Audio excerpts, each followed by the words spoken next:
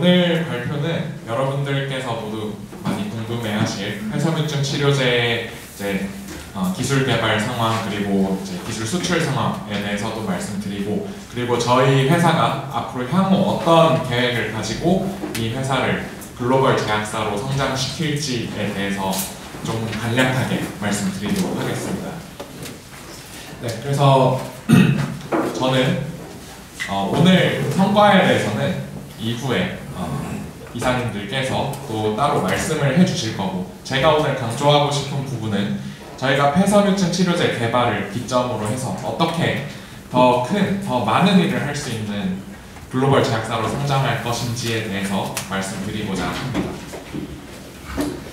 네, 저희가 했던 일을 간단하게 정리해서 말씀드리겠습니다. 잘 기억하고 계시다면 저희가 2023년 말에 폐섬유증 치료제에 대해서 임상 후보물질을 선정했습니다.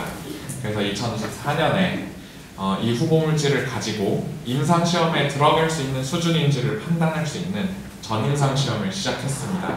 그래서 현재 이 전임상 시험은 거의 모두 완료됐고, 사실 실험은 거의 완료가 됐습니다. 사실 굉장히 좋은 결과들을 받아서 저도 그렇고 저희 연구진들도 그렇고 굉장히 기분이 굉장히 좋은 상태입니다. 그래서 올해는 이 폐섬유증 치료제 기술 실사 그리고 기술 수출을 꼭 이제 달성할 수 있도록 준비를 하고 있는데요. 저희가 이런 폐섬유증 치료제를 개발하면서 왜 기초연구가 중요한지, 저희 같은 회사가 신약을 개발하려면 어떤 전략을 취해야 되는지를 생각이 많이 되었습니다. 그래서 앞으로는 저희가 배운 것들을 기반으로 해서 폐섬유증뿐만 아니라 간섬유증, 또 신장섬유증 같은 아직도 사람들이 해결하지 못했던 여러 가지 질병들을 해결하기 위한 새로운 신약을 개발해야겠다고 저희는 생각하고 있습니다. 그러면 저희가 가장 중요한 교훈을 얻었던 게 무엇일까요? 저는 이것이라고 생각합니다. 저희가 개발한 신약이 아무도 도전하지 못했었던 First in Class 신약이어서 저희가 그동안 개발 시작 초기부터 많은 글로벌 제약사들의 관심을 받았고, 현재도 기술 수출에 대한 논의를 이어가고 있는 것이라고 생각합니다.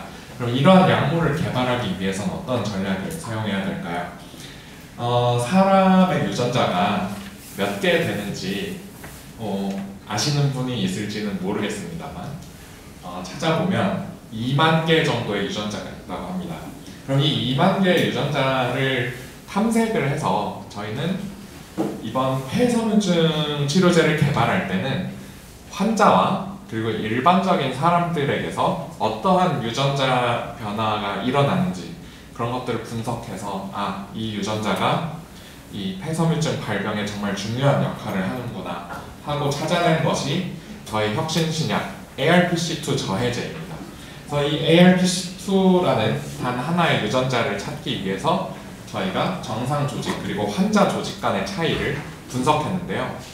그럼 앞으로 폐섬유증 또는 간섬유증, 신장섬유증 어떤 질병이든 거기에 중요한 유전자를 찾아서 그걸 타겟으로 하는 약물을 개발하는 것이 가장 중요한 일이 될 것입니다. 그럼 이 유전자들에 대해서 사람들이 많이 연구해 놓은 결과들이 있는데요. 사실 이 2만 개의 유전자가 전부 약물로 개발이 가능한 것은 아닙니다. 현재까지 이 중에 단 6%의 유전자가 이걸 타겟으로 해서 약물이 개발되어 있습니다.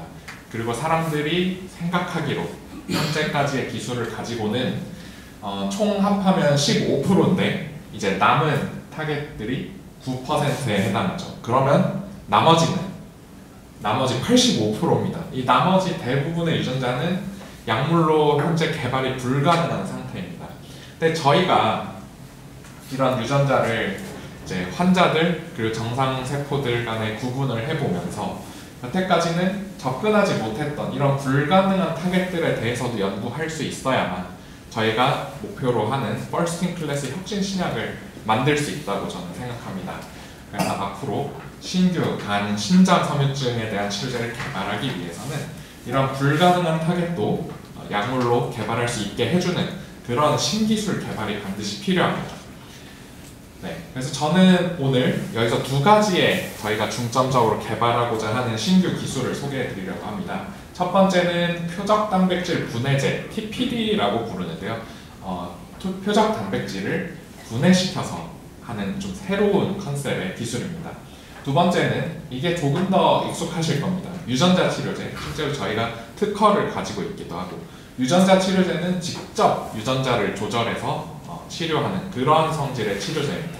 저희는 앞으로 이 두 가지 형태의 모달리티를 개발해서 신약 개발에 적용하려고 하는데요. 간단하게 이 기술에 대해서 설명을 드리겠습니다. 이 보라색 친구가 어떤 질병을 일으키는 원인 되는 단백질이라고 얘기를 한번 해보겠습니다. 저희가 개발했던 ARPC2 저해제, 폐섬유증 치료제는 이 단백질의 기능을 저하를 유도하는 단백질입니다.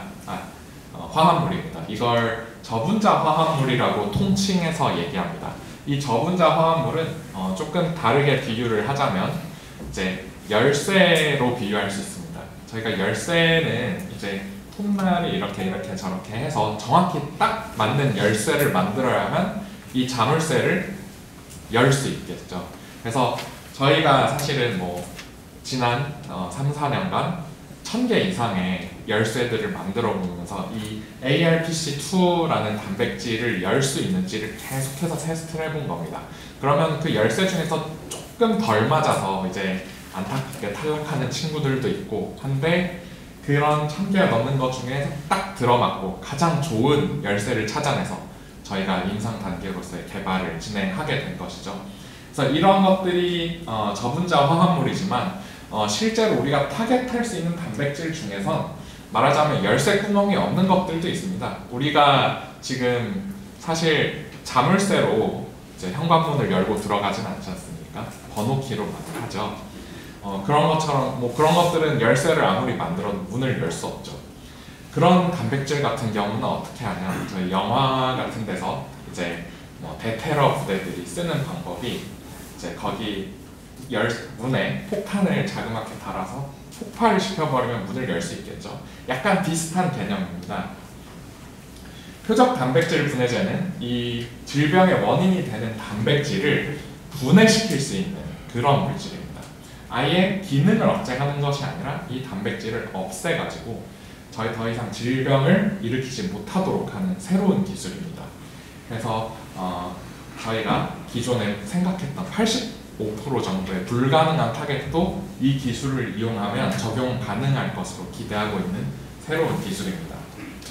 네, 다음 이제 유전자 치료제에 대해서 설명드리겠습니다. 유전자 치료제는 여태까지 많은 회사들이 계속 개발을 이어오기도 하고 있는데요.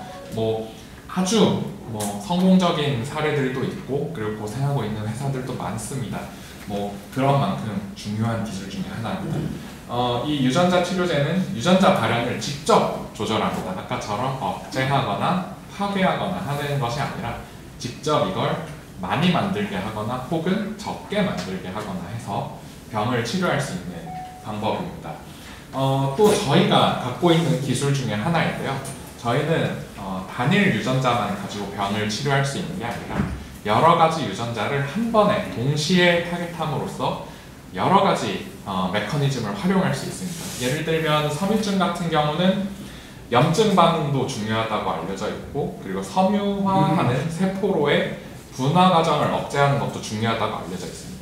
그러면 그것 중에 하나만 타겟하는 것이 아니라 두 가지 메커니즘을 동시에 타겟할 수 있으면 더 효과적인 치료제가 될 수 있겠죠.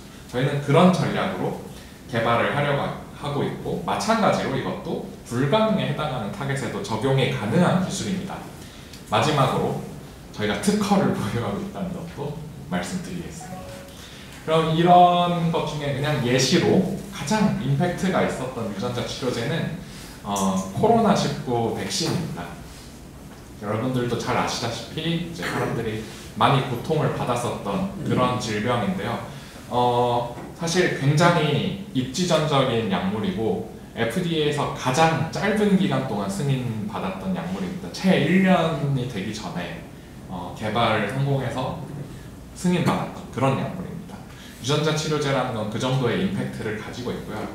따라서 반드시 저희가 새로운 기술로 도입해야 하는 그런 모달리티 중에 하나입니다.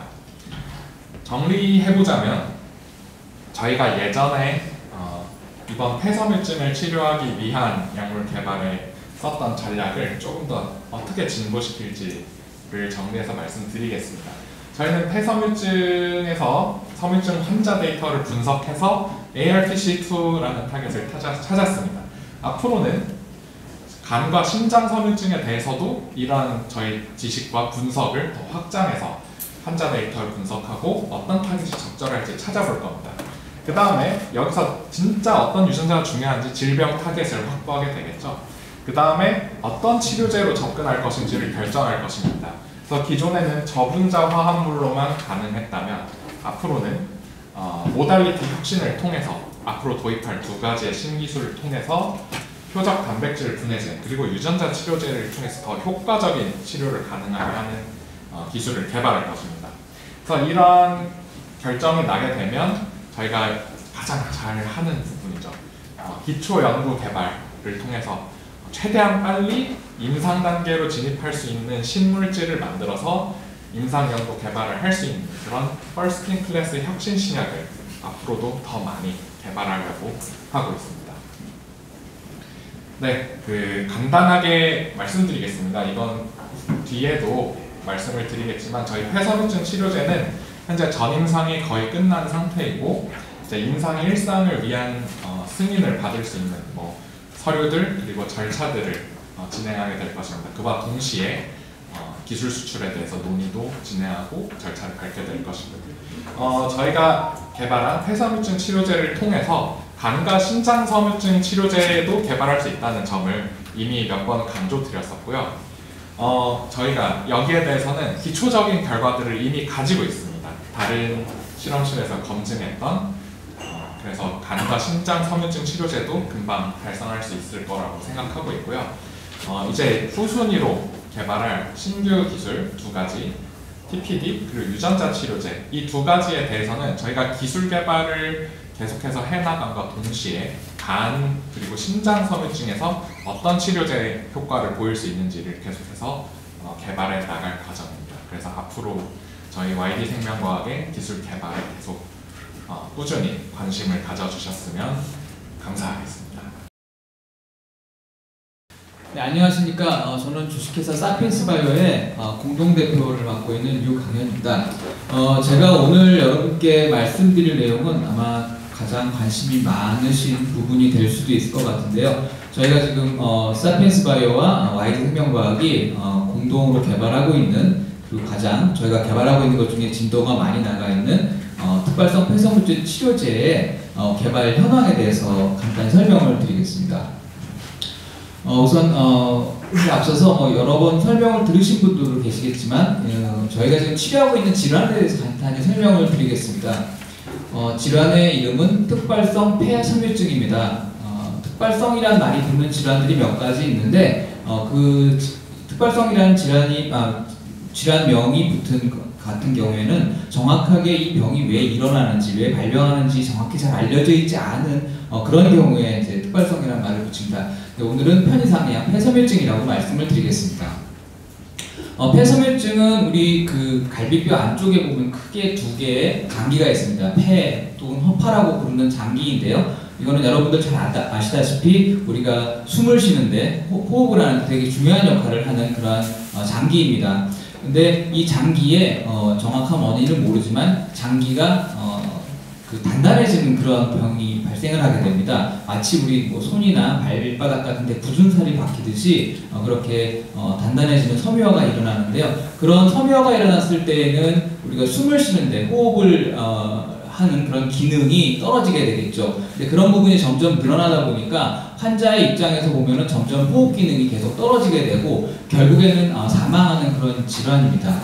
근데 이게 왜 그렇게 심각하느냐 하면 이 폐섬유증 같은 경우에는 이 환자의 5년 생존율이, 그러니까 5년 이상 살 수 있는 생존율이 30%가 채 되지 않습니다.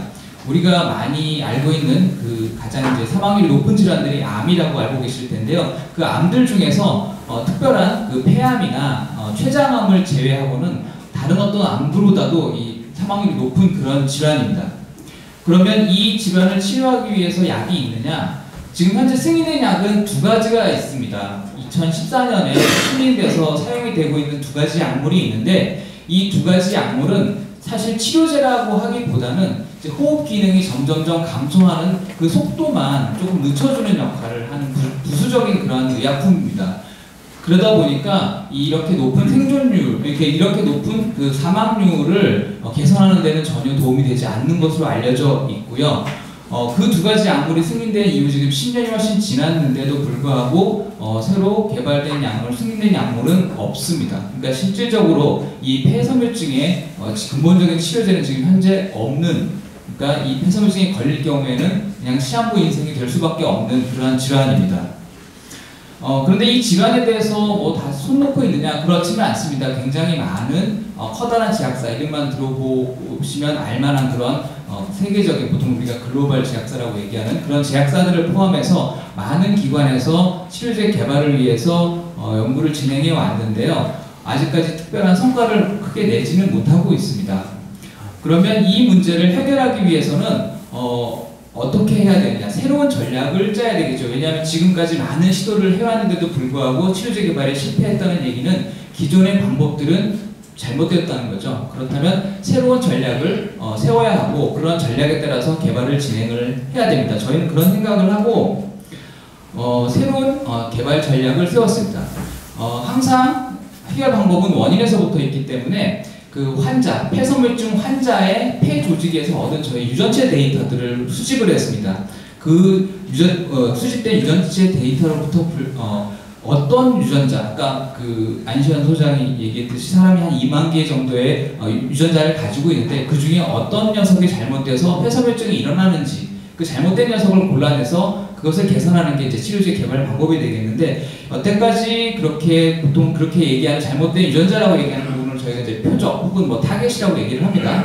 그래서 새로운 여태까지 하지 않았던 새로운 어떤 그런 치료 표적을 발굴을 해서 치료제를 개발해야 된다는 전략을 세웠고, 저희는 그래서 새로운 그 환자 데이터로부터 분석을 통해서 새로운 표적을 발굴을 했습니다.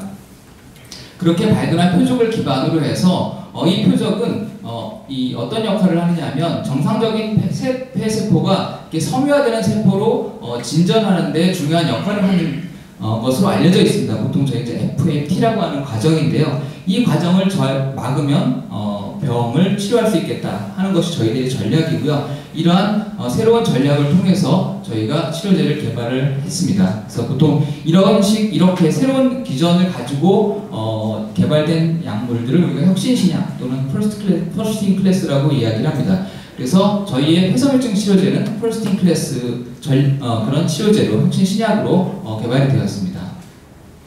그럼 간단히 지금 어떻게 개발이 되어 왔는지에 대해서 말씀을 드리겠습니다. 2021년도에 저희가 본격적으로 개발에 착수를 했고요. 2021년도에 새로운 표적을 발견을 했습니다. 그러니까 환자의 데이터들을 분석을 통해서 새로운 표적을 발굴을 했고요. 그러한 그 표적을 분석을 해서 이제 개발 전략을 세웠습니다. 그리고 나서 거기로부터 그 잘못된 그런 유전자를 조절할 수 있는 그러한 화합물들을 아까 뭐 얘기했듯이 1000여 개 이상 저희가 만들었고, 그런 것들 중에서 골라서 저희가 동물 모델이라든지 혹은 인체 폐조직을 이용을 해서 굉장히 좋은 치료 효과가 있다는 것을 확인을 했고요. 그리고 이런 성과를 바탕으로 해서 2023년도에 저희가 최종 임상을 진행할 수 있는 후보 물질을 설정을 했습니다. 그리고 이 연구 성과를 바탕으로 해서 국가 신약개발 과제에 선정이 돼서 지금 국책과제를 수행을 하고 있습니다. 그리고 아시다시피 올해 들어서 4월부터 지금 전임상 시험을 개시를 해서 지금 다음 달이면 시험이 완료될 예정입니다. 그래서 이 전임상 시험이 완료되면 지금까지 모든 그 연구 성과들을 모아서 저희가 FDA 승인기관이죠. 여기에 인체를 대상으로 하는 임상 시험을 위한 신청을 할 예정이고요. 그리고 동시에 이 기술 수출을 위한 작업도 진행을 할 것입니다. 이런 기술 수출에 대한 내용은 조금 있다가 이명훈 상무께서 좀 자세히 설명을 해드리겠습니다. 그러면 지금 진행되고 있는 전임상 시험에 대해서 간략히 말씀을 드리겠습니다. 전임상 시험은 그 앞에 이제 저희가 굉장히 많은 단계의 시험들을 뭐 세포라든지 아니면 동물 모델, 그다음에 인체 폐조직들을 이용해서 굉장히 좋은 치료 효과가 있다는 것을 확인을 했고요. 그리고 그 외에 다른 부작용이 있을지 어떤 좋지 않은 영향을 미칠 수 있을지 하는 부분들에 대한 그런 안전성 시험도 진행을 했습니다.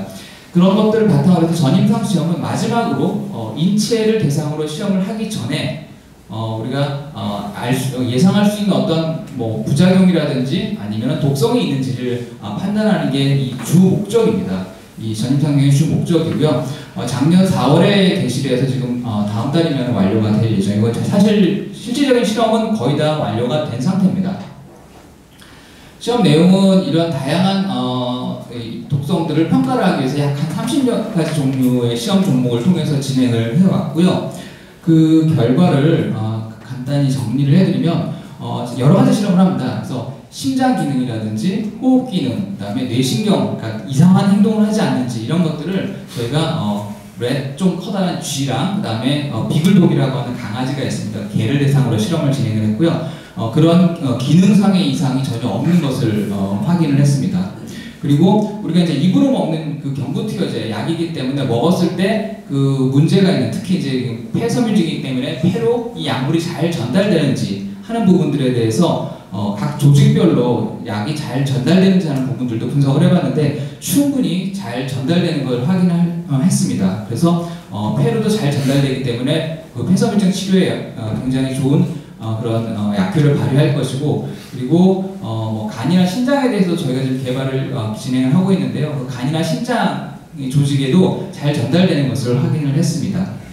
그리고 이 약물이 저희가 이제 발굴한 잘못된 유전자 그 녀석만 조절을 해야 되는데 다른 그 유전자나 단백질들을 건드리게 되면은 예상하지 못했던 부작용이라든지 독성이 나올 수가 있습니다. 그래서 굉장히 선택성으로 문제가 있는 그 유전자에만 작용을 할 수 있는지, 그 표적에만 작용할 수 있는지 하는 선택성 평가를 하게 되는데요. 이 선택성 평가는 약 100여 종 이상의 다른 그런 다른 종류의 그런 유전자와 단백질에 대해서 검사를 했는데 저희가 지금 타깃으로 하고 있는 ARPC2라고 하는 그 표적에만 아주 선택적으로 작용하는 것을 확인을 하였습니다.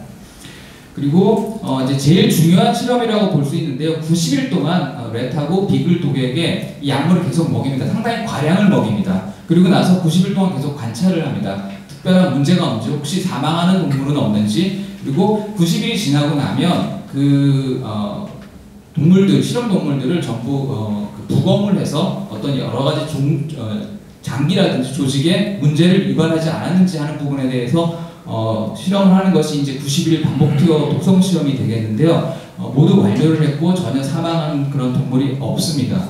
현재는 이러한 그 전체적인 그런 실험 결과를 세부 데이터를 분석을 하고 있고요. 다음 달에 아마도 저희 그 공식 보고서 초안을 확보할 수 있을 것으로 생각이 됩니다. 근데 전체적으로 저희가 실험했던 종목에서 굉장히 좋은 결과를 얻었습니다. 그러면 사실 저희만 이 폐섬유증 치료제를 개발하고 있는 것은 아닙니다. 지금 여기 보시는 것처럼 베링거 ABLI라든지 BMS 굉장히 큰 세계적인 제약사들이죠. 그리고 국내에도 대웅제약과 브리지바이오라고 하는 대표적인 이 회사들이 지금 그 폐섬유증 치료제를 개발하는 것으로 알려져 있고요. 심지어는 이 두 회사는 3상을 진행하고 있습니다. 임상 3상을 진행하고 있고 이 두 회사는 임상 2상을 진행하고 있습니다. 그러면 아직 임상 단계에 들어가지 않은 우리 약물이 이렇게 앞서 달리고 있는 약물들과 경쟁에서 경쟁력을 가질 수 있겠느냐 하는 질문을 그런 의문점을 많이 가지게 되는데요. 그 부분에 대해서 잠시 말씀을 드리겠습니다. 우선 저희 폐섬유증 치료제는 신규 표적을 기반으로 해서 하는 펄스틴 클래스 약물이라고 말씀을 드렸습니다. 이 약물들 같은 경우에는 물론 이 질환에 대해서는 펄스틴 클래스이기도 하지만 이미 너무나 잘 알려져 있는 그런 표적들입니다. 그리고 폐섬유증을 포함해서 다른 어떤 질환의 그런 표적으로 약물들이 개발된 적이 있는 그런 표적들인데요. 그 약물들에서 어떤 여러 가지 문제점들이 이미 알려져 있는 그런 약물들, 표적들입니다. 그래서 그런 면에 있어서는 굉장히 우리 그 표적이 의점을 가지고 있다고 말씀을 드릴 수가 있고요. 그 다음 두 번째로는 이 ARPC2라고 하는 이 표적이 하위 단계 단백질이다라고 이제 보통 얘기를 하는데 무슨 얘기냐면 보통 생리작용이나 아니면 병리작용이 일어날 때는 굉장히 여러 단계의 세포 내부와 외부에서 신호 전달을 통해서 이런 현상들이 나타나게 됩니다. 그런데 신호 전달 체계를 보면 약간 피라미드와 같은 그런 구조를 가지고 있습니다. 상단에 있는 거는 소수의 그런 유전자나 단백질들인데요. 얘네들이 아래쪽으로 계속 신호를 전달하면서 그 숫자가 늘어나게 되고요. 다양한 그 단백질이나 유전자들이 관여를 하게 됩니다. 그래서 맨 위에 부분에 어떤 유전자나 단백질을 조절하게 되면은 저희가 지금 치료하고자 하는 목적을 가지고 있는 그런 현상에 대한 어떤 치료 효과도 나타낼 수 있지만 저희가 예상치 못한 다른 부분의 하위 단계의 그런 그 유전자나 단백질에 영향을 미칠 수가 있습니다. 그렇게 된다면은 그거는 우리가 예상하지 못하는 부작용이나 독성을 만들어낼 수가 있고요. 그런 면에 있어서는 저희 이 표적이 가장 하위 단계에 있는 단백질이라서 굉장히 선택적으로 조절을 한다고 하면 이 폐섬유증에 한정해서 치료 효과를 볼 수가 있는 그런 장점이 있겠습니다.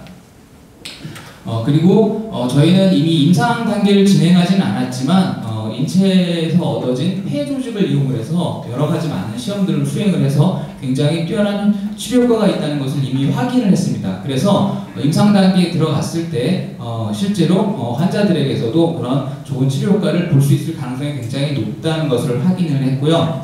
그리고 마지막으로 또 자랑할 수 있는 것은 저희가 지금은 폐섬유증에 대해서 치료제를 개발을 하고 있습니다. 그런데 사실 우리 몸에서는 폐 말고도 거의 대부분의 그런 장기나 조직에서 섬유증이 발생을 하고 있어요. 신장이라든지 간, 그리고 심장, 피부에도 우리 굳은살도 일종의 섬유증입니다. 그리고 심지어는 안구에도 섬유증이 발생을 할 수가 있습니다.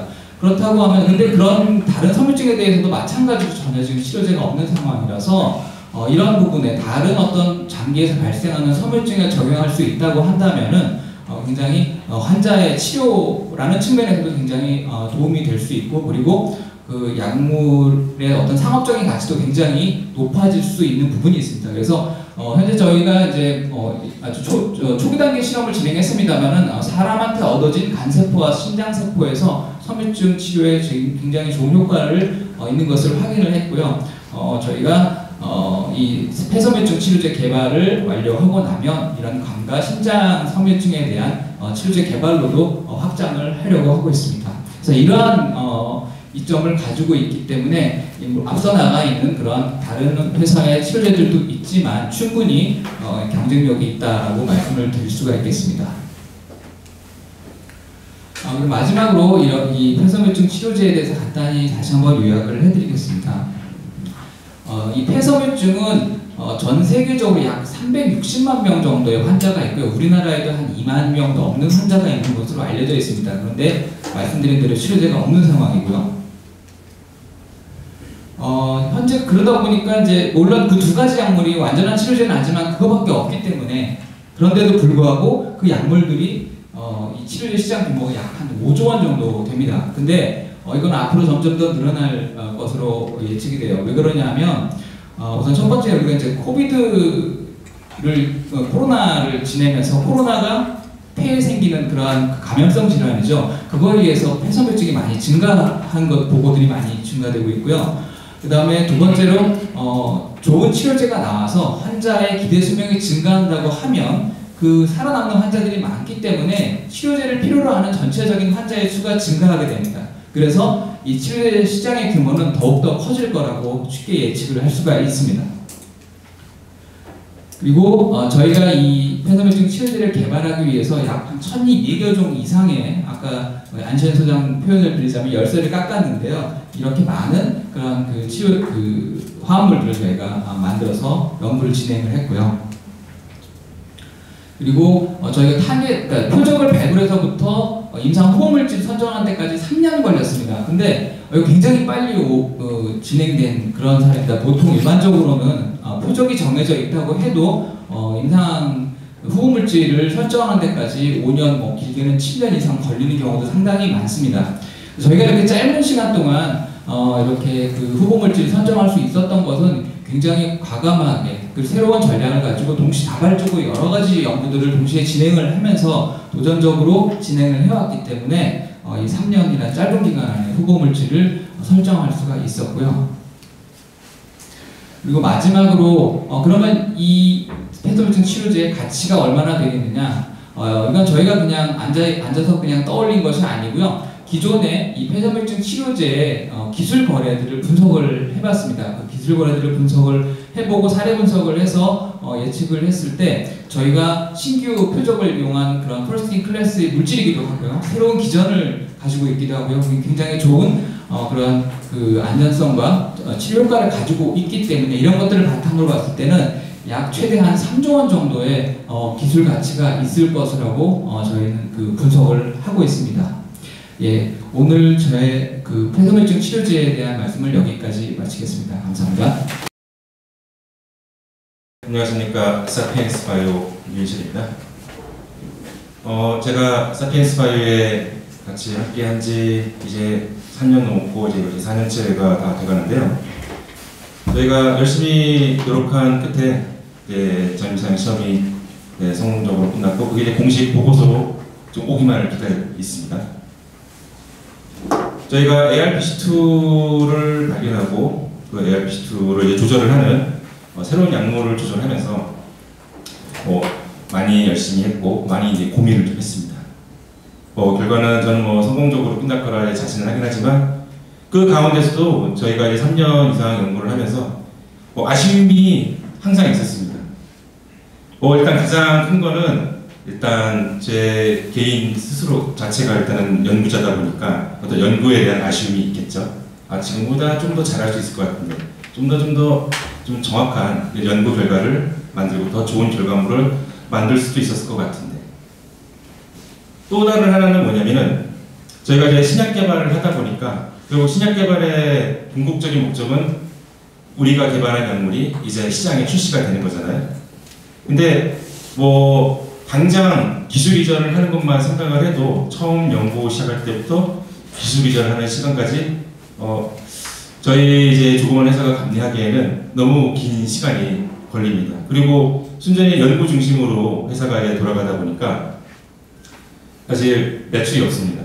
그렇죠? 기술 이전을 해야지만 그리고 이제는 로열티가 들어와야지만 매출이 발생을 하는 거죠. 그 사이에 저희가 투자를 받지 못하거나 그다음에 기술 이전의 어떤 시기가 너무 길어지면 사실 회사를 이제 경영하는 입장으로서는 좀 어려울 수밖에 없습니다. 그래서 우리가 이런 것들을 어떤 해결할 수 있는 방법이 있을까? 그리고 그게 어딘가 하늘에서 전혀 생풍 같은 데서 뚝 떨어지는 게 아니라 지금 하고 있는 연구를 확정을 해서 그런 매출을 안정적으로 뭔가 이제 만들어낼 수 있는 그런 캐시카우를 만들어낼 수는 없는가. 근데 그런 고민들을 지난 3년 동안 계속 해왔습니다. 그래서 오늘 이 시간에는 그런 고민이 결국 구체적으로 어떤 아이디어로 지금 발현이 되고 어떻게 실현이 되고 있는지 그거를 이제는 사피엔시아 2.0이라는 좀 더 업그레이드된 플랫폼을 중심으로 말씀을 드릴까 합니다. 그리고 이에 대한 구체적인 어떤 사업화 계획은 이후에 이명호 상무가 자세히 얘기를 하도록 하겠습니다. 자, 그러면 근원적인 질문을 한번 넘어가 보겠습니다. 항상 임상시험 많이 어렵다고 하죠. 임상시험이 가장 어려운 이유는 여러 가지 이유가 있습니다. 근데 정말로 가장 어려운 이유는 우리 똑같은 다 인간이긴 하지만 이 인간이라는 이 종 자체도 근원적으로 들어가면 서로 다르기 때문입니다. 어디가 다르느냐? 결국 개개인의 유전적인 차이입니다.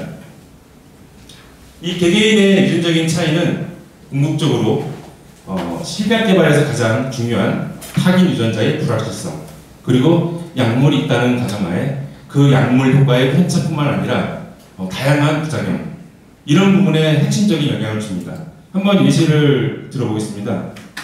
제가 저희 가족이 작년에 독감에 걸렸는데 저도 걸리고 저희 딸아이도 걸리고 아내는 무사히 넘어갔습니다. 뭐 걸렸는지 잘 모르겠지만.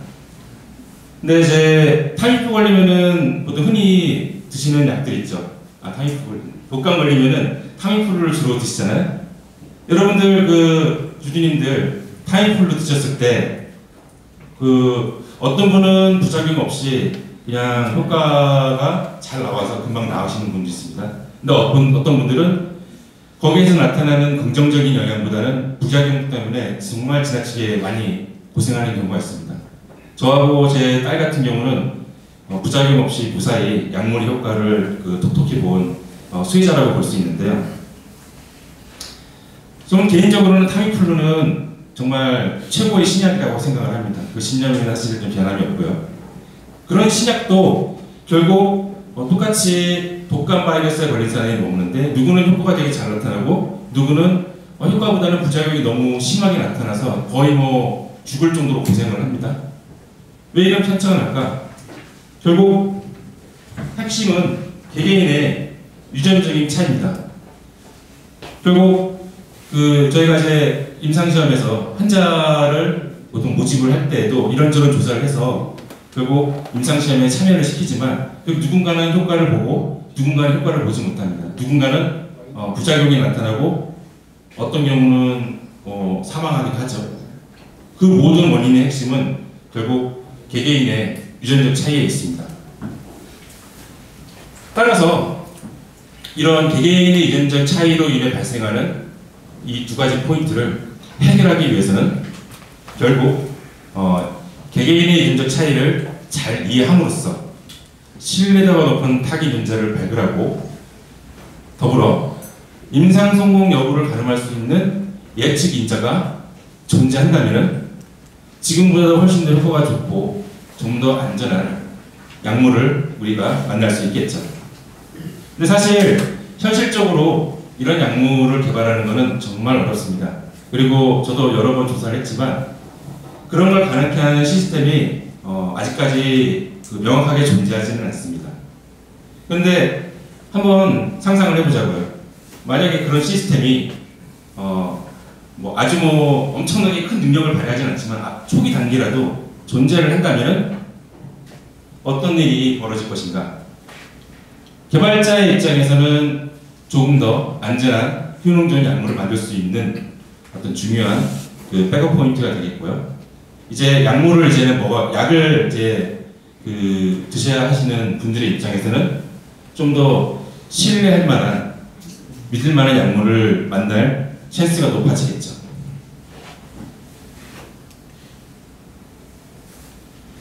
그래서 저희는 계속 고민을 했습니다. 저희가 기존의 사피엔시아를 통해서 ARPC2라는 유전자를 발굴해가지고 전임상 단계까지 왔잖아요. 어떻게 운이 좋게 ARPC2가 적어도 전임상 단계에서는 효능도 있고 또 안전성을 담보할 만한 그런 능력이 있는 약물이라는 걸 어느 정도 이제 찾아냈는데요. 저희가 이 사피엔시아 1.0에 대해서 좀 접근법을 좀 간단히 좀 설명드려야 될 것 같아요. 사피엔시아 1.0은 말 그대로 인간 조직 데이터를 사용해 단일세포 연기서열 분석법으로 좀 더 환자의 어떤 병적 상태에 관여하는 타깃 유전자를 발굴하는 데 초점을 맞췄습니다. 물론 단순히 발굴하는 데에서만 그치는 게 아니라 실험적으로 그 병적 과정에 관여하는지 검증도 하죠. 근데 저희가 규모가 되게 작은 상태에서 연구를 진행하다 보니까 저희가 자체적으로 데이터를 생산하기보다는 이미 공개된 유전자 데이터를 사용을 해서 좀 더 빠른 속도로 신약을 개발하고 그 다음에 이미 공개된 데이터를 사용하기 때문에 저희가 직접 돈 들여서 데이터를 생산할 이유는 없겠죠. 그래서 비용과 자원도 좀 더 효율적으로 사용할 수 있었습니다. 앞서 제가 어떤 말씀을 드렸는지 좀 기억하실지 모르겠지만 항상 아쉬움이 존재한다고 했습니다. 이미 있는 데이터를 사용하기 때문에 있는 데이터 중심으로 이런저런 아이디어는 좀 실현해 볼 수 있었습니다. 근데 사실 이미 존재하는 데이터라는 것은 어떤 실험적 아이디어와 디자인을 가지고서 이미 다 만들어 놓은 거잖아요.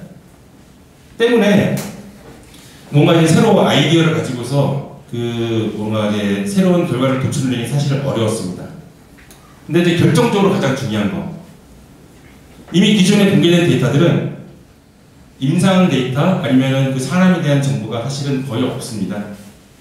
근데 그런 것들이 없는 상황에서 운 좋게 ARPC2라는 타겟 유전자를 발굴해냈는데 바로 그 지점이 저희가 이 신약을 개발하는 데 있어서 항상 그 아쉬움이었습니다. 임상 정보가 있었다면 좀 더 정확한 타겟을 예측을 하고 좀 더 정확하고 그다음 임상에 근접한 분석을 할 수 있지 않을까.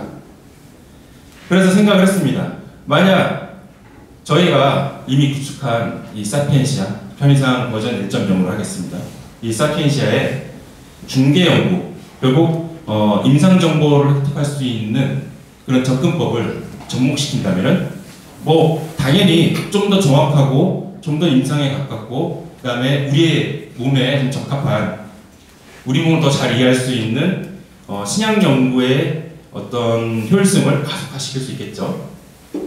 궁극적으로는 약물의 효능 증대는 뭐 더할 나위 없이 기대할 수 있을 겁니다. 그래서 저희는 기존에 저희가 정립한 사피엔시아의 접근 그 방법론과 그다음에 저희의 어떤 아쉬움을 구체화시켜서 결국 사피엔시아 버전 2.0이라는 이름으로 단일세포 연기 서열 및 인간 인체 분석의 기법과 이 정밀 절단 조직 파편이라는 요 어떤 새로운 연구 방법론을 융합해가지고 기존에 저희가 접근하기 힘들었던 새로운 연구 방법론을 제시하려고 지금 계속 개발 중에 있습니다. 자, 요걸 많이 들어보셨고 두 개 다 들어보셨죠? 그럼 이게 도대체 어떠한 시너지 효과를 일으킬 것인가? 이걸 살피기 전에 왜 PCTS 혹은 PCLS가 중요한지 말씀을 드려야 될 것 같습니다. 자, 여러분들, 주주님들 뭐 잘 아시겠지만 기존의 그 임상 정보를 접근할 수 있는 방법은 특히 약물 연구 중심에서 관점에서 임상 정보를 접근할 수 있는 방법은 결국 임상 시험입니다. 결국 임상 시험 결과를 분석을 해야지만 진행해야지만 참여 환자의 약물 반응 결과를 관찰함으로써 예를 들어 뭐 프라이머리 엔드 포인트라든지 세컨더리 엔드 포인트라든지 이런 것들을 관찰함으로써 저희가 임상 정보를 획득할 수 있습니다. 그 가운데 아주 일부의 환자의 동의하에 그 참여자의 유전체를 분석을 함으로써 약물과 그 다음에 그 환자 사이의 유전자 사이의 관계에 대해서 분석한 게 사실 현재 실정입니다. 뭐 300명이 참여하면은 300명 참여한 사람들이 다 유전체 분석에 동의한 게 아니라 일부만 보통 참여한다는 거죠. 그래서 상당히 임상시험에서 유전체의 정보와 약물 반응성 사이의 관계를 분석하는 것은 제한적입니다. 근데 거기서 끝이라면 좀 다행이긴 하지만 사실 임상시험에서는 약물 반응성과 관련된 어떤 정보를 얻는데 근본적인 문제점이 있습니다. 뭐 그 자체가 사실 많이 어렵죠. 첫 번째는 임상시험은 환자 유치하는데 정말 어렵습니다. 뭐 환자의 유병률과 유병률도 문제가 있을 수 있겠지만 보통 임상시험을 하는 데 있어서 이 사람이 원래 또 다른 지병을 앓고 있는지 아니면은 다른 약을 먹고 있는지 그 다음에 기타 이제 보통 생각하는 여러 가지 이제 제한적인 요소들이 있기 때문에 그런 데서 오는 환자 유치에 어려움이 있습니다. 그리고 사람을 대상으로 하기 때문에 뭐 연구 진행도 어렵고 그래서 뭐 그 사람을 입원시키지 않는 한은 임상시험을 진행하는 데도 정말 어려움이 있습니다. 예를 들어서 저희가 이제 경구제를 개발하잖아요. 근데 참여자한테 이거 하루에 3알씩 2번 복용하세요 이렇게 얘기를 하면은 과연 그분께서 하루에 2번 아침 저녁 3알씩 꼬꼬아 복용을 할까요? 그 주주님도 사실 감기 받아오면은 잘 안 드시잖아요. 1번 먹고 2번 먹고 저도 그렇습니다. 어떤 때는 2번 먹으라는데 3번 먹을 때도 있습니다. 그게 사실 임상시험의 실정이거든요. 그럼 연구기간이 정말 오래 걸립니다. 뭐 최소 1년이라고 했지만 뭐 어림잡아 2년 이상, 뭐 심하면 5년까지도 걸립니다. 더불어 연구비하고 자원도 정말 많이 들어요. 임상 3상 같은 경우는 뭐 5천억, 3천억 들어가는 건 우습죠. 근데 이렇게 해서 성공을 하고 좋은 정보를 얻으면은 그나마 다행이지만 임상시험의 성공은 낙타가 바늘구멍을 들어가는 것보다 가끔은 좀 더 어렵다는 얘기를 많이 합니다. 근데 그렇게 실패해서 뭔가 개선을 할 수 있다면은 경험을 바탕으로 그 약물을 개선할 수 있다면 그나마 다행이지만 대부분의 약물은 임상시험에서 실패하면은 끝입니다. 들어가기가 힘들어요. 그만큼 보수적이고 뭔가 개선의 여지가 없기 때문이죠.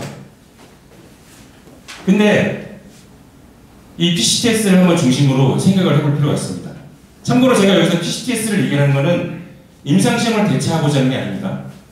이 PCTA 결과를 통해서 임상시험에 들어가기 전에 어떤 인사이트를 얻고자 하는 거죠. 자, 저희가 이제 SBC 원원을 계속 개발을 얘기를 하면서 그 XBO 스터디, PCLS, PCTS 이런 얘기를 많이 해왔습니다. 결국 그 근원은 우리 몸에 있는 장기에서 유래된 작은 조각이잖아요. 자, 작은 조각인데 포인트는 뭐냐? 하나의 PCTS는 결국 하나의 사람, 한 명의 인간을 반영을 합니다. 결국 한 명의 인간이 가지고 있는 그 자체로의 유전적 다양성을 이 PCTS 혹은 PCLS가 분명히 가지고 있는 거죠. 그리고 PCTS는 사람에서 유의한 그 조직을 가지고 있어 실험을 하지만 사람을 직접적으로 대상으로 하는 게 아니기 때문에 컨트롤이 정말 쉽습니다. 그리고 엑스비보 스터디이기 때문에 생물학에서 사용할 수 있는 거의 대부분의 모든 실험법, 예를 들어서 유전체학, 세포생물학, 분자생물학 이런 것들이 이론적으로는 모두 적용 가능합니다. 그리고 가장 중요한 건 적은 비용, 그다음에 데이터를 얻는 데 걸리는 시간이 정말 짧고요. 그리고 임상시험 대비했을 때 직접적으로 약물의 효과를 사람 대상으로 확인하는 건 아니지만 최대 효과를 저는 볼 수 있다고 판단합니다. 물론 임상시험과 달리 우리 몸에서 발생하는 현상의 일부분만 반영을 하고 그 자체로도 앞서 말씀드린 것처럼 임상시험을 대체하지 않지만 앞서 말씀드렸듯 하나의 PCTS는 한 명의 사람을 대표한다는 이 문구를 잘 곱씹어 본다면 결국 저희는 이 PCTS를 통해서 임상 진입 전에 저희가 이제 개발하고 있는 다른 사람이 될 수도 있겠죠. 약물의 기능과 관련된 정보를 미리 테스트함으로써 기능을 개선할 수 있고요. 그 다음에 저희가 직접 처리한 PCTS에서 그 환자의 혹은 공여자의 유전체 정보를 분석을 해가지고 그 정보를 계속 쌓이다 보면은 그게 1명이 되고 10명이 되고 100명이 되고 좀 더 좀 과장돼서 얘기하면 1000명 이상도 될 수 있겠죠. 그렇게 쌓이다 보면은 어떤 유전적 특성을 가진 사람이 좀 더 좋은 약물 반응성을 보이고 어떤 사람들은 어떤 유전적 특성을 가진 사람들이 좀 덜한 약물 반응성을 보이는지 그런 것들에 대한 통계적인 분석이 가능하겠죠. 결국 포인트는 약물 반응과 밀접한 관련이 있는 임상 바이오마커를 임상 시험 전에, 임상에 들어가기 전에 발굴이 가능하다는 겁니다. 결국 사피엔시아 2.0의 포인트는 기존의 사피엔시아 1.0이 가졌던 신규 타겟 발굴이라든지 이런 데 있지만 결국은 그 자체로 이 PCTS와 이제 접목을 해서 임상시험에 현재 개발 중인 약물이 임상시험에 들어가기 전에 좀 더 임상의 성공 가능성을 높일 수 있도록 환자의 우리 인간의 임상시험의 결과를 예측할 수 있는 바이오마커를 발굴하는데 좀 더 많은 큰 강점을 두고 있습니다. 좀 구체적으로 말씀을 드리겠습니다. 저희는 이미 사피엔시아 1.0을 통해서 유전체 분석과 관련된 노하우를 개발해왔고 지금도 계속 업그레이드 중에 있습니다. 사피엔시아 2.0에서는 PCTS와 관련된 어떤 제반 기술들이 포함이 됩니다. 일단 간단하게는 직접 인체에서 유래한 폐 조직, 현재는 폐 조직입니다. 저희는 이 부분을 이제 간이라든지 신장 쪽으로 확대하려고 계획을 하고 있지만 일단 폐 조직을 중심으로 예를 들어보면은 저희 인체에서 유래한 폐 조직을 가지고 간단하게는 뭐 섬유증 마커의 반응성들을 확인한다든지 시작을 하고, 그 다음에 뭐 예를 들어서 저희가 ARPC2를 타겟으로 이미 설정을 했다면은 실제 그 ARPC2라는 유전자가 그 폐 조직에서 어떤 식으로 이제 폐 섬유증을 유도를 관여하는지를 좀 더 이제 생물학적으로 그 기초 연구를 이제 진행할 수 있고요. 그 다음에 이러한 어떤 그 디자인들을 중심으로 저희가 PCTS를 실험했다면은 앞서 말씀드린 것처럼 PCTS에서 환자 개개 공여자의 개개인의 정보들을 약물 반응성과 연계시켜 가지고 끄집어낼 수 있겠죠. 그런 것들을 데이터베이스화 시켜서 궁극적으로 계속 강조하고 있는 임상시험의 성공 가능성 여부를 가늠할 수 있는 그 유전적 바이오마커들, 이런 것들을 규명해서 비단 그 현재 우리가 개발하고 있는 ARPC2 그 모듈레이터뿐만 아니라 이러한 기술들을 근간으로 향후 저희가 개발하고자 하는 파이프라인들, 또 하나 이런 기술들을 구축을 함으로써 장기적으로는 그 자체로 공동 연구를 통해서든 서비스를 통해서든 가치를 창출하고 나는 매출을 올릴 수 있는 그 자체로 이제 캐시카우가 될 수 있는 플랫폼을 만들고자 합니다. 이상입니다. 안녕하세요, 이용호입니다. 이렇게 보니까 얼굴에 이 낯이 익은 분들이 되게 많으시네요. 일단 먼저 저는 지난 5년간 YD를 지원해 주시고 또 믿어주신 먼저 이 주주님들께 감사하다는 말씀을 드리고요. 2021년부터 2023년까지 3년 동안 저희가 개발을 하고 2024년은 뭐 전임사원하는 기간으로 거의 이미 소진된 거고요.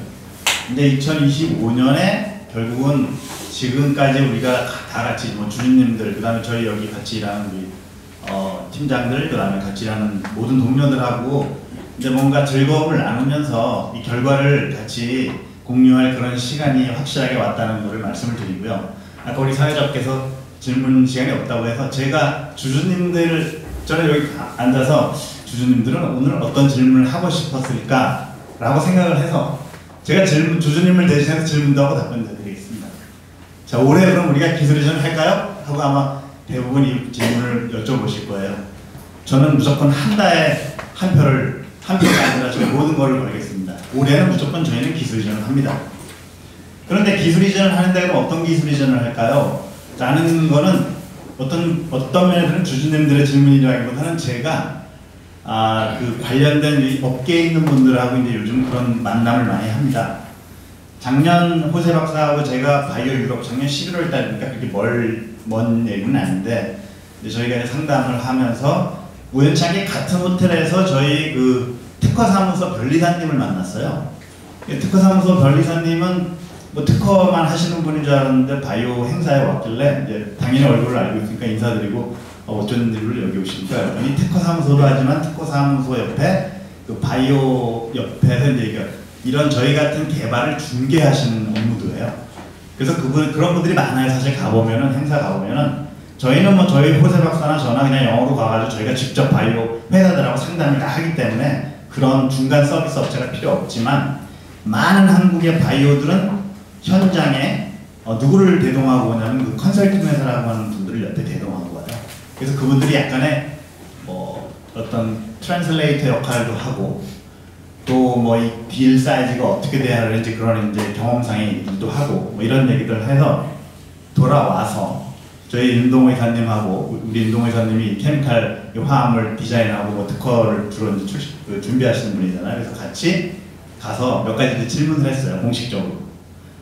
변리사님, 우리가 뭐 이 정도 지금 쭉 했습니다 라고 좀 설명을 드렸더니 그 변리사님 하시는 말씀이 보통 한 1부터 이제 100%를 본다면 한 80%, 90%는 지금 다 되어 있는 거예요. 이제 남아있는 건 한 10%, 15% 후단의 일이기 때문에 본인들이, 저는 약간의 컨설팅, 혹시 뭐 저희가 변리사 그 1년 계약, 그러니까 저희 특허 사무소 계약을 하고 쭉 쓰시니까 매년 우리 비용을 내거든요. 그래서 추가적으로 혹시 저희 컨설팅이 좀 가능할까요? 라고 이제 여쭤봤더니 쭉 들어보시더니 해줄 게 별로 없을 것 같은데요. 이미 다 했다라는 거죠. 우리는 이미 다 해왔고 이제 남아있는 것 정도라면 텀들 계약서에 어떤 뭐 필요한 부분들은 좀 봐드리겠습니다. 견적서도 받아놨어요. 그래서 그럼 계약서 한번 리뷰할 때 변리사의 입장으로서 혹시 뭐 어떤 약점이 없는지 그런 거 한번 확인해 본다라는 차원으로 그거 하나. 그리고 또 한 가지 이제 제가 질문을 했어요. 그럼 변리사님 만약에 여기 있는 주주님들도 그런 질문들을 한번 해보실 수 있을 것 같아서 제가 대신 물어본다면 이름값 있는 큰 그 10대 제약사들하고 뭐 한 3, 4조 매출을 내는 작은 회사들하고 이렇게 우리가 지금 딜하는 회사들이 한 뭐 8, 9군데 되는데 이 중에서 이름값이 큰 회사하고 딜을 하는 게 좋습니까? 아니면 돈 많이 주는 회사하고 딜을 하는 게 좋습니까? 라고 여쭤봤더니 그분은 이렇게 얘기했습니다. 우리 윤동호 회사님도 계시지만 이름값이 큰 회사하고 하시는 걸 저는 추천합니다. 돈 많이 받는 회사는 한 번에 하루의 기쁨은 있을지 몰라도 그 회사가 가지고 있는 역량을 가지고 우리는 결국은 이 개발이 임상을 앞으로 한 6, 7년을 해야 하잖아요. 임상 1상, 2상, 3상 해서 허가까지 받으려면 그 기간을 다 통과하고 실제 약품으로 나왔을 때까지를 다 보고 할 수 있는 회사가 처음에 계약할 때 돈을 좀 적게 주더라도 낫지 않겠습니까? 라는 답변을 주셨고요. 또 거꾸로 이제 우리 변리사님이 저한테 질문을 하더라고요.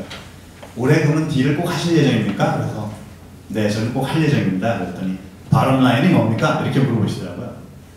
저는 바람 라인이 무조건 한답니다. 그랬더니 그런 마음이면 무조건 할 수 있을 것 같네요. 이 얘기는 다시 말씀드려서 무슨 얘기냐면 딜을 하는 과정에 욕심을 내거나 혹시 우리가 원하는 걸 너무 취하려고 하다 보면 다 사람과 사람이 하는 일이기 때문에 틀어질 수 있으니 이 부분도 꼭 해야 한다는 걸 마음에 가지고 있으면 거기에 맞춰서 충분히 다양한 종류의 전략을 수립하라는 얘기인 거죠. 큰 회사와 작은 회사와 또 어떤 그 회사, 그 상대방이 가지고 있는 전략들도 잘 파악해서 그 회사가 정말 필요한 것들하고 딱 매치를 시켰을 때 마지막 열쇠가 열리지 않겠냐 이런 얘기를 하시더라고요. 그래서 네, 그 뭐 견적서는 받아놨어요. 그래서 내 마지막 딜 텀 하는 그런 순간쯤 되면 저희 미팅에 초대를 할 거고 또 계약도 한번 검토를 부탁드리겠습니다. 자, 그러면 뭐 이 얘기는 사실 왜 앉아 있으면서 그냥 갑자기 생각나서 제가 한번 말씀을 드린 거고요. 본격적으로 저희가 올해 기술 이전을 한다. 그리고 그 기술 이전을 한 다음에 또 여기 앉아 계신 주주님들은 그것이 나한테 그럼 어떤 결과와 어떤 영향을 줄 것이냐가 사실은 더 중요하다고 봐요. 뭐 마지막으로 질문하고 싶은 주주님들의 의견은 뭐죠? 그럼 언제 상장해서 저는 돈을 많이 벌 수 있습니까? 이게 또 질문이 될 거예요. 그런 부분들을 여기에 발표 자료에 답으로 넣었습니다. 한번 보겠습니다. 저희가 이제 이 자료들은 뭐 여러분 보셨을 거예요. 뭐 영어로는 제가 좋아하는 이 브루탈 팩트입니다. 한국말로 하면 냉혹한 현실이에요. 우리가 뭔가를 진짜 해결하고 싶다면 현실에 있는 그 아픈 현실을 정확하게 받아들여야 해요. 한국 산업이 한국이 지금 지난 신약 개발에 있어서 뭐 기업과 정부와 이렇게 많은 또 주주님들이 투자와 시간과 노력을 들여서 하고 있는데 아직 매출은 굉장히 저조한 편이에요. 비교를 해보면 2023년도에 이런 글로벌 제약사들은 뭐 37조에서부터 100조가 넘는 어마어마한 매출을 내고 있어요. 그에 비해서 한국은 바이오로직스, 삼성과 셀트리온은 약간의 장치 산업이라고 봐야죠. 우리가 신약 개발 기업이라고 보기에는 좀 곤란합니다. 유한양행이 그나마 1.8조, 2조가 좀 안 되는 상황이고요. 다른 제약사들은 말할 것도 없어요. 자, 그럼 글로벌 제약사가 가지고 있는 약들을 보면 키트루다 약 하나가 34조의 매출을 내고 있습니다. 이 약 하나가 우리 국내 제약회사 모두의 매출을 합해도 안 돼요. 이게 현실이에요. 그리고 뭐 그 외에 뭐 에버위의 흉이라 그리고 저희하고 굉장히 관계가 지금 높은 이 베링거 링겔라임의 약 하나 오페부 이 지금 2개가 치료제로 있다고 현장에 나와 있다고 얘기 말씀 많이 드렸잖아요. 오페부 약물명으로 닌테다닙은 작년에 2023년에 5조 3천억을 매출을 했어요. 그리고 요 이제 원래 요 로슈의 요 로슈 약물도 한 1조씩 팔던 건데 지금 복지약이 나오기 시작하면서 작년에 3천억 매출을 냈고 올해 예상치는 1,000억 정도밖에 안 돼서 올 초에 신문 나온 걸 보니 이 로슈가 이 약물 권리의 미국 거를 완전히 팔아버렸어요. 이제 1,000억밖에 안 되니까 돈 안 되는 약물이나 하고 이거 팔아버렸어요. 왜냐면 복지약들이 이제 다 그 시장을 차지한 거죠. 자, 이 대부분의 약들 중에 대부분이 다 몇 개 일부 빼놓고는 다 항암제예요. 왜? 대부분 지금 돈을 크게 상업적으로 돈을 많이 만들어주는 약물은 다 대부분이 다 항암제고 항암제 그래서 다 선두주자들은 아주 뛰어난 기술들을 가지고 있어요. 우리가 이 부분에 있어서 세계 최고가 되기까지는 상당한 시간이 필요하고 상당한 다른 전략이 저는 필요하다고 생각이 들어요. 기술특례 상장으로 우리 정부 나름대로 134개라는 기술특례 상장 기업을 만들어줬어요. 그 중에서 신약개발 기업 수만 본다면 54개 기업이 신약개발에 뛰어들고 있고 제가 조금 더 많이 넣어서 올해까지 나올 약물까지 다 포함해보면 39개가 우리나라 제약사들이 이제 지금까지 신약을 개발한 숫자고 올해 FDA 승인 받을 것까지 예상 다 해서 지금 9개예요. 그래도 제가 한 1년 반 전에 발표할 땐 6개를 표시했는데 3개 정도가 늘을 예정이에요. 지금 이미 2개는 오케이가 됐고 하나 더 해서 아마 9개까지 나올 거예요. 그런데 한국에서 그렇게 개발한 블록버스터 1조 정도 매출 내는 약물은 아직 하나도 없다라는 게 명확한 현실이에요. 자, 이 현실을 받아들이면서 전략이 필요하고 우리가 어떤 노력이 필요한 거죠. 그냥 막 노력한다고 바뀔 수 있을 것이냐 라고 질문해 본다면 지난 5년 여기 5년 이제 올해 6년이 있었는데 크게 달라진 게 없었다고 치면 그 기존에 왔던 20년 30년 기간 동안에 이거 하나도 지금 못 나오고 있다는 얘기는 앞으로도 거의 그럴 거라는 거죠. 만약에 같은 기조로 간다면. 근데 이런 약들은요 다 특징이 있어요. 굉장히 혁신적이에요. 우리가 왜 그럼 이런 약들이 안 나오느냐? 블록버스터가 대부분 한국은 지금 이 2개 매출 많이 내는 업체는 CDMO입니다. 그야말로 바이오시밀러예요. 전체 매출 시장이 한 35조 돼요. 그 매출 시장 35조에서 이런 업체들이 큰 업체들이 전 세계적으로 꽤 여러 개 있는데 나눠먹기예요. 35조 매출에서. 나머지 지금 약물 가지고 있는 제약회사들은 대부분 다 신약을 개발하긴 하는데 베스트 인 클래스들. 얼마 전에 유한양이 만드는 기술 이전한 약물도 알고 보면 오스코텍이라는 회사에서 기술 이전해서 다시 그거를 존슨앤존슨의 약물을 아웃라이센싱 했는데 그것도 베스트 인 클래스예요. 그리고 또 그거는 좀 운이 그나마 좋았어요. 그 약물을 존슨앤존슨이 기존에 가지고 있던 약물하고 콤비네이션으로 사용하면서 이제 아마도 좋은 매출을 낼 것이라는 이제 그런 기대감이 올라가 있는 거지. 근본적으로 처음부터 혁신 신약을 만들어서 끝까지 가서 약물로 나왔다면 당연히 이 중에는 이미 수조 원의 매출을 내는 그런 회사가 저는 있을 거라고 생각이 들어요. 우리가 시장에서 글로벌 제약사들하고 상담을 하다 보면 퍼스트 클래스가 좋은 점이 많지만 어려운 점도 있어요. 쉽게 상상해 볼 수 있어요. 내가 다 알고 있는 거면 쉽게 그 기술을 산다 안 산다를 결정할 수 있어요.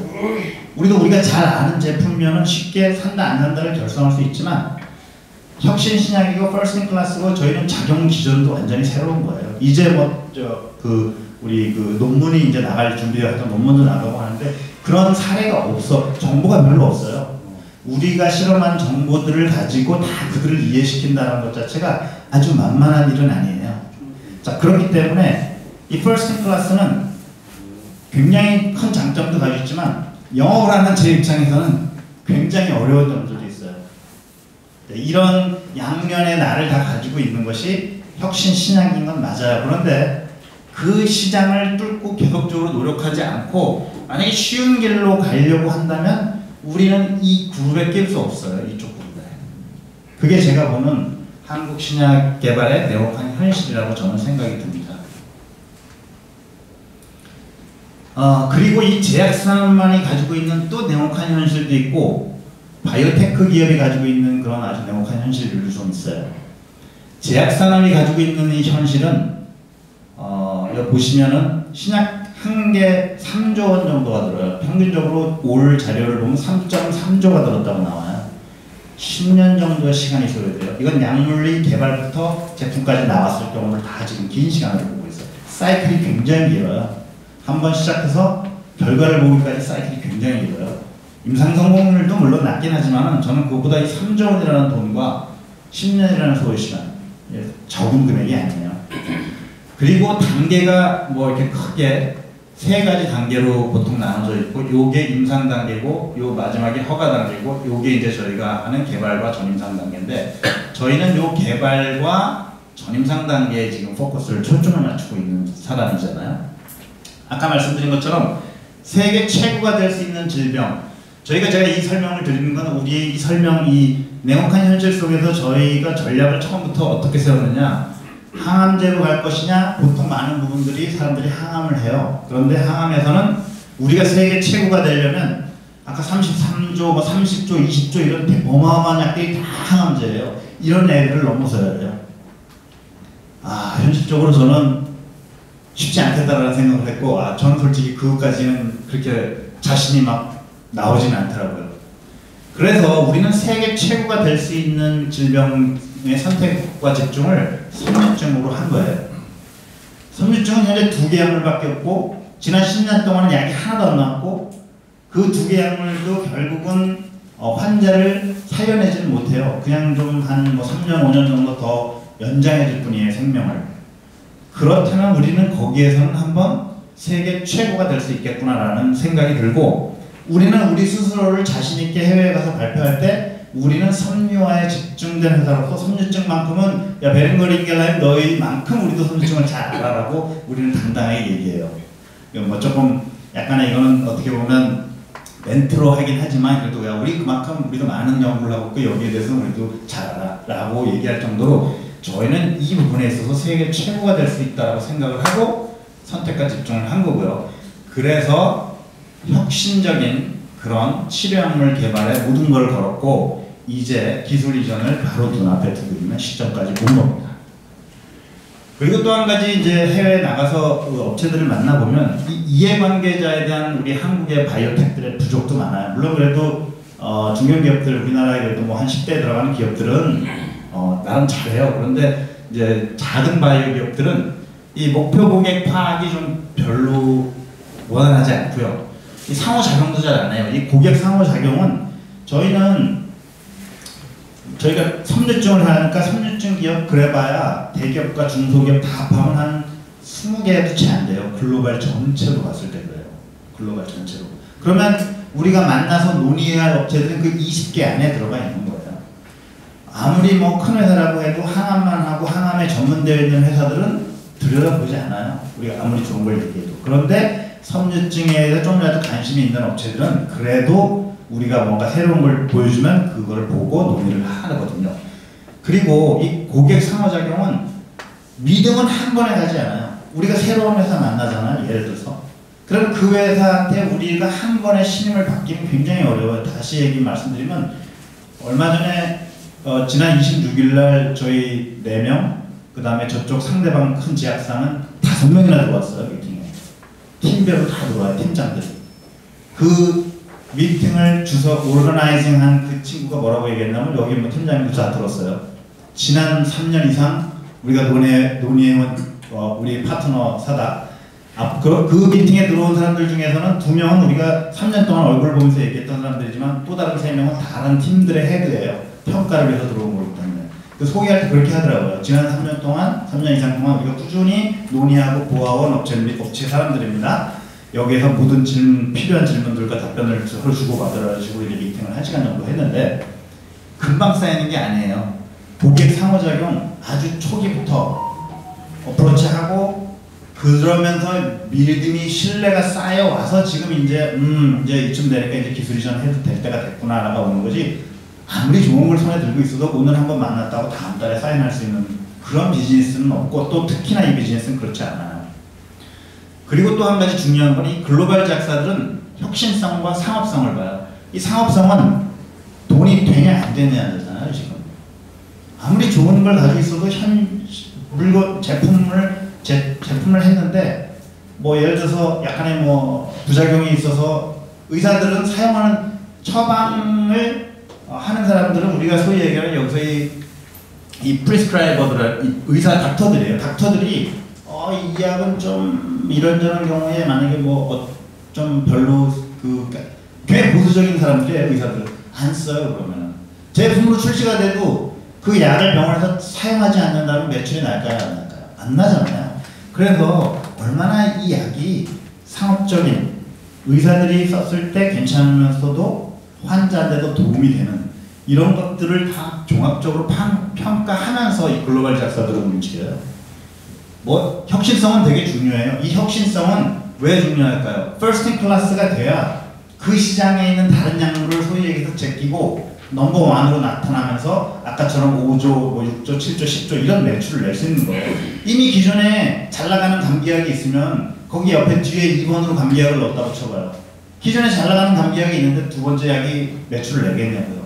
혁신성은 그런 부분도 있지만 동시에 이 상업적인 부분하고도 굉장히 큰 연관성이 있어요. 그래서 이 관계자들을 잘 이해해서 우리는 정말 누구한테 잘 보여야 하고 누가 필요한 거를 맞춰야 하는지를 알아야 돼요. 5개. FDA의 레귤레이터는 의사, 보험회사, 환자. 우리 환자한테 잘 보여서 환자가 결정하지 않아요. 우리 의사, 병원 가시면 어디 뭐 내시경 같은 경우하고 제가 이 약 처방해 주세요라고 우리가 결정해요. 환자가 아니잖아요. 의사가 결정해 주잖아요.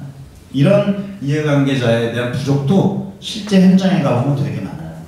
그리고 또 제가 요번에 이제 어떻게 보면 큰 제약 산업에 대한 현실이지만 이 바이오테크 기업에 대한 냉혹한 현실도 굉장히 저는 무서운 팩트라고 봐요. 이 바이오테크 기업에 대한 냉혹한 현실. 그대로 읽어본다면 전통적인 바이오테크 기업의 주요 약점은 단일 파이프라인의 개발에 긴 시간이 소요되어 현금 창출이 지연된다는 점이다. 경제 엔진이 없다는 얘기예요. 한국의 많은 바이오 기업들이 기술 특례 상장했잖아요. 몇 년 지나서 상폐가 되니 뭐 주가가 반토막 났니 여러 얘기가 나오잖아요. 우리는 비즈니스라는 걸 하는 거지 기술 개발도 다 결국 비즈니스로 연결이 돼야 돼요. 연결이. 그런데 이 현금 창출하는 경제적 엔진이 없으면 어떻게 됩니까? 너무 오래 걸려요. 이 개발 하나 하는데. 그래서 저희는 팀장님들하고 저희 연구원들하고도 우리가 개발하는 선상에서 과연 현금 창출할 수 있는 경제적 엔진이 무엇일 것이냐에 대해서 꾸준히 노력을 해서 꾸준히 고민을 한 거예요. 그래서 이제 나오기 시작하는 거예요. 쉽게 그냥 나온 게 아니에요. 그렇다고 우리가 현금 벌 수 있는 거요? 화장품 장사를 할까요? 화장품 뭐 원료를 만들어 볼까요? 이런 논의도 당연히 할 수 있는 거고 현장에서 실제 뭐 많이들 아실 거예요. 기술 특례 상장하는 회사들이 캐시카우를 만들어내기 위해서 뭐 화장품 회사를 인수했네, 아니면 뭐 건강기능식품 회사를 인수했네 이런 얘기들이 왜 나오겠어요? 지금 이 경제적 엔진 현금 창출 이 파워가 없기 때문이에요. 이거를 가능하면 우리가 기술을 개발하는 그 연장선상에서 저는 찾아야 한다고 생각해요. 어떤 것이 있는지 한번 그럼 보여드리겠습니다. 그래서 제가 그 사업 모델을 한번 말씀을 드린다면 기술로 연결된 수익 창출 경제 엔진이 되어야 해요.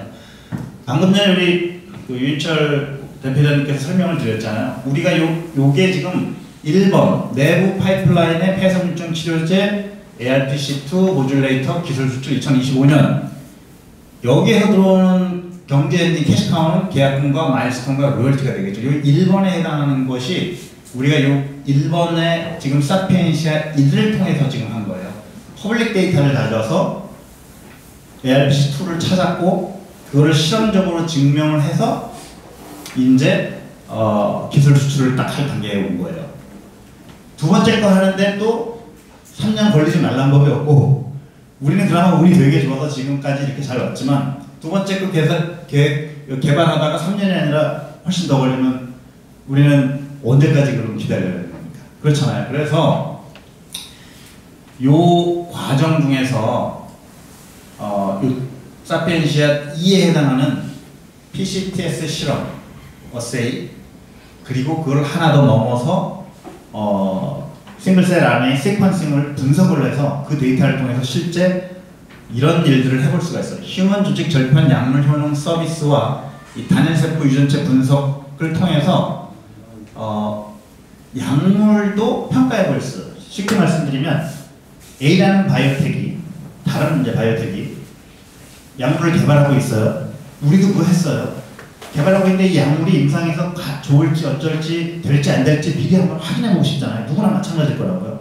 그래서 저희도 그 약물을 가지고 어떻게 했느냐, 휴먼 티슈 한국에서 구매할 수 없어 미국에 있는 A 업체에서 폐 조직을 샀어요. 우리가 실험할 수 없으니까 그거 어디로 보냈어요? 유럽으로 보냈어요. 그래서 여러 군데 쫓아다니면서 견적을 받았는데 독일에 있는 뭐 프라노프나 이런 데는 우리 돈으로 한 3억이에요. 3억 실험하는데. 별거 아닌 실험인데 3억이에요. 아, 이건 우리 같은 작은 회사가 돈 주고 하긴 좀 곤란하다 해서 대학교, 조금 비용은 엄청 그보다 싸지만 잘할 수 있는 대학교를 찾아서 거기에 실험을 의뢰하고 거기서 한 거예요. 자, 그거를 우리가 직접 하겠다라는 얘기예요.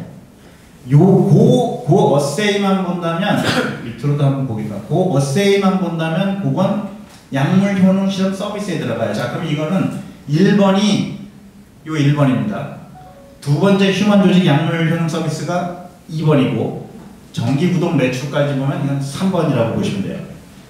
2번은 약물 효능 서비스를 우리도 그런 식으로 돈을 내고 했어요. 이거 이제 우리가 직접 현장, 우리 지금 여기 9층에서 해요. 9층에서 하고 다른 업체들 것도 해줄 수 있다는 얘기예요. 근데 그거 하나만 하게 되면 좀 약간 CRO 같은 느낌이 들어서 플러스 싱글셀 RNA 시퀀싱을 분석하는 서비스는 이거는 쉽게 할 수 있는 서비스는 아니에요. 아무나 하면 못해요. 이거 저희도 유럽에서 실험을 한 다음에 이 서비스를 하려고 뭐 한국 없이 여기저기 막 맡겨보고 했어요. 해외에는 찾아보기가 별로 없어요. 하기도 어려워요. 돈 주기가 비싸요. 그래서 그렇다면 우리가 이걸 직접 하자.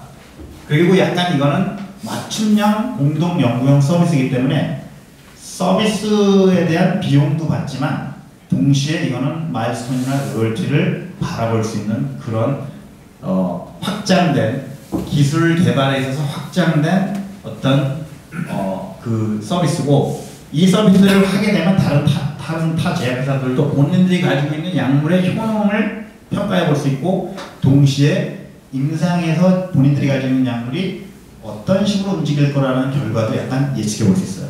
그래서 저희 5월달에 바이오 코리아부터 부스를 아주 작게, 뭐 큰 돈 들일 수는 없으니까 1,200만 원 들여서 부스를 작게 가지고 실제 국내 회사와 해외 회사들한테 이 서비스를 한다는 걸 이제 알리면서 실제 우리가 이거를 매출로 연결을 시키려고 해요. 그래서 올해도 매출에 제가 꼽아놨어요. 물론 이거 제가 그 해외 자료들 때문에 다 그냥 US다로 했지만 꼽아놨기 시작했어요. 자, 그리고 이 1번은 우리가 퍼블릭 데이터를 가지고 했다고 그랬잖아요. 2번을 하게 되면 실제 이 퍼블릭 데이터 같이 이제 2번을 계속적으로 저희 거 플러스 그 다른 제약사들 걸 해주게 되면 데이터가 점점점 모여지면서 그 큰 데이터들은 전기 구독을 할 수 있는 상황이 돼요. 이게 전기 구독은 사실 제 아이디어는 아니에요. 이거는 우리 이 논의를 하는 과정에 있어서 우리 호세 박사가 이런 식으로까지 만약에 될 수 있다면 시간은 좀 걸리겠지만, 만약에 2번을 계속적으로 돌려서 데이터가 어마어마하게 쌓여서 그 데이터가 많이 된다면 subscription based 정기 구독 비즈니스가 될 수 있다.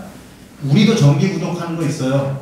뭐 우리 윤동호 이사님이 쓰고 있는 어떤 플랫폼, 화합물 구조 같은 거를 확인해보고 특허에 문제가 되는지 안 되는지 미리 어쩌다가 한 번씩 쓰긴 해요. 그렇죠. 거기 들어가서 보려면 1년에 몇 천만 원, 많은 거, 뭐 슈레딩거 같은 경우는 저희도 비싸서 못 썼는데 1년에 한 1억 이상씩 줘야 해요. 이런 건 다 정기 구독 플랫폼이에요. 정기 구독 플랫폼인데 뭐 매일 그걸 쓰진 않지만 정말 필요한 것들이 거기에 있기 때문에 1억씩 내고 쓰는 업체들 많아요. 근데 우리는 그건 너무 비싸니까 못 쓰고 있지만, 자, 그런다면 우리는 전 1억보다는 훨씬 더 많은 비용을 청구하면서 받을 수 있어요. 왠지 아세요?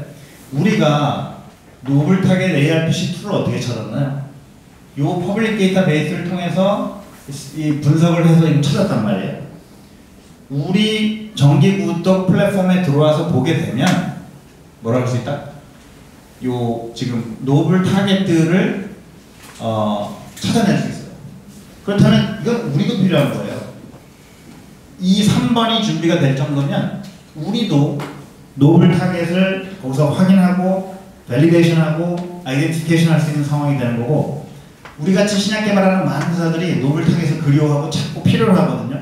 그것들을 이 정기 구독을 통해서 계속적으로 확인해 볼 수 있는 상황이 되면서 새로운 신약 개발에 필요한 큰 앞단을 해결해 줄 수 있는 부분도 돼요. 그래서 저희가 만약에 입장을 바꿔서 이런 데가 있다면 우리도 돈 내고 노블 타겟 하나 찾아서 아이덴티피케 증명하는 게 얼마나 어려운 건지는 뭐 이미 많이 말씀을 드려서 아실 거예요. 그렇기 때문에 이 서비스는 이게 가능하게 된다면 2번은 가능해요. 이거는 뭐 우리 이미 견적도 준비해놓고 우리 어떤 업체를 통해서 한번 매출을 내보자라고 딱 생각하고 있어요. 근데 2번은 그래서 바로 매출도 한번 내보자는데, 이 지금 3번은 뭐 2027년 그 이후부터나 이건 매출이 나지 않겠냐, 2번이 충분히 쌓였을 때 이렇게 생각을 하고 있죠. 그래서 그냥 된 매출이 아니라 기술로 연결된, 어차피 우리는 이 1번 내부 파이프라인 개발은 계속해 나가야 하잖아요. 여기로 연장된 어떤 기술 개발 속에서의 매출을 낼 수 있는 경제 엔진이라고 보시면 될 것 같습니다. 그리고 이제 거의 마지막 페이지인 기술 수출을 올해 한다라고 제가 말씀을 드렸고, 현재 어떤 스케줄에 어떻게 진행이 되고 있는지 조금 더 구체적으로 한번 들여다보도록 하겠습니다. 현재 지난 바이오 마지막 행사까지를 딱 총합해 봤을 때 총 한 9개 회사 플러스 한 3, 4개가 더 있긴 합니다. 근데 이 정도 회사가 이제 거래 관심을 표명을 했고요.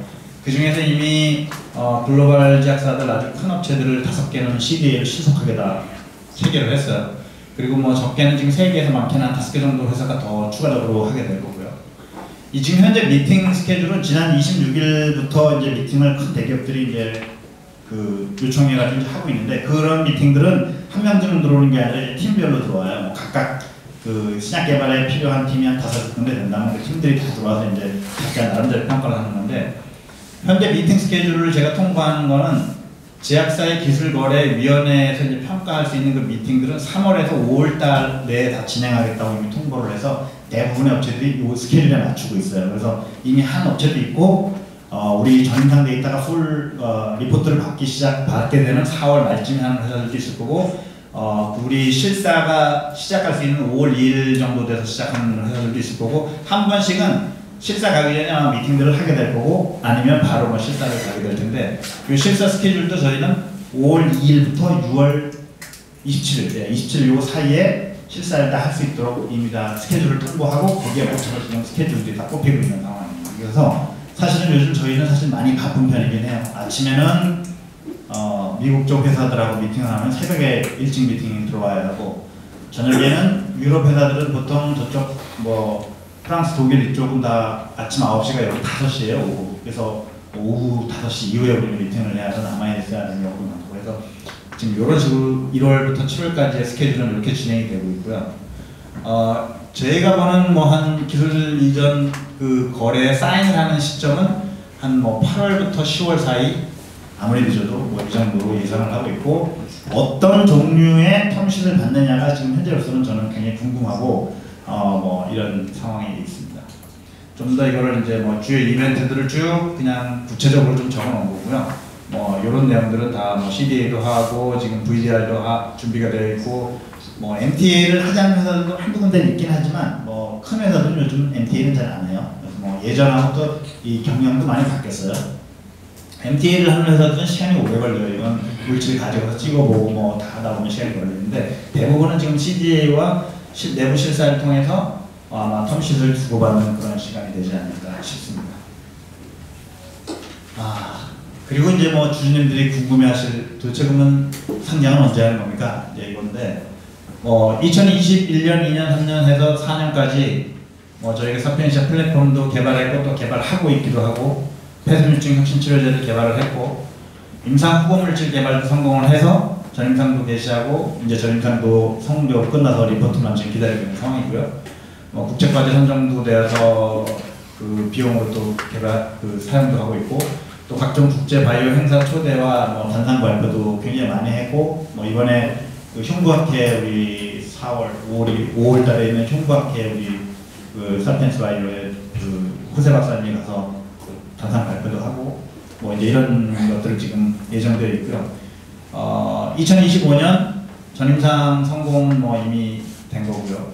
기술 이전 성공도 2025년에 무조건 한다라고 제가 말씀드렸고요. 뭐 조금 우리가 욕심을 낮추고라도 저는 무조건 한다 쪽에 그 모양으로 만들어가고 있지 뭐 다른 생각은 안 하고 있습니다. 그리고 국내 기업 공개는 이제 그렇게 된다면 2025년 뭐 8, 9 해서 하여튼 금년 안에 기술 이전 성공하고 조건이 어느 정도 충족이 될 거예요. 그렇게 되면 지금 뭐 뭡니까 이 거래소에서 굉장히 좀 조건들이 까다로워지고 있잖아요. 그래서 거래소에서의 조건들을 본다면 기술 수출을 했냐 못했냐, 얼마나 큰 사이즈를 했느냐, 폐쇄물증 치료제 저는 그 거래 사이즈나 뭐 이런 걸로 봤을 때 충분히 조건을 맞춘다고 보고요. 또 한 가지 중요한 거는 과연 우리는 캐시를 창출할 수 있는 경제 엔진이 있느냐 없느냐, 장기적으로 기술을 수출했는데 그걸로 끝나는 것이 아니라 그걸 넘어서서 계속적으로 경제 엔진을 가지고 캐시카우를 만들어낼 수 있는지 없는지를 볼 수 있는 경제 엔진, 이 부분도 2026년쯤 되면 저는 충분히 충족하고 있을 거라고 생각이 들어서 국내 기업 공개는 아마 이 정도 2026년 7년 안에 다 이루어질 수 있는 게 아닐까 싶고, 그쯤 되면 임상도 이제 끝나는 상황이 되는 거고요. 뭐 2027년이 된다면 임상 2상이 이미 개시하고 있는 그런 상황이 될 거고, 그 이후에 뭐 회사가 더 임상 저희가 직접 하진 않겠지만 저희 뭐 글로벌 제약사가 가져가서 이제 기술을 계속 쭉 진행해 간다면 임상 3상에 허가 출시하면은 그때 더 큰 기업 밸류로 해외 시장도 한번 이 공시를 할 수 있지 않나 이런 생각을 합니다. 오늘 발표는 여기까지 마치도록 하겠습니다. 감사합니다.